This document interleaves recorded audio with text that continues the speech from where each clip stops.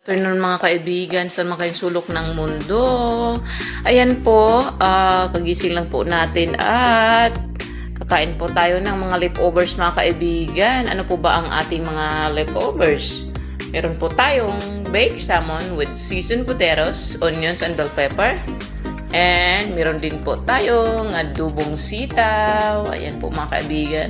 So ang kagandahan mga kaibigan, kung meron kayong mga leftovers sa inyong fridge, hindi na kayo magluto, no? Lalo na paggising nyo, init na lang. Ayan, kakain na. Ayan. Ayan. So, mag-init ka na lang sa microwave. Init na lang natin ito, mga kaibigan.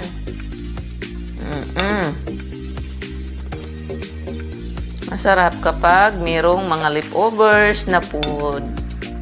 Dahil init na lang tayo. Ito naman.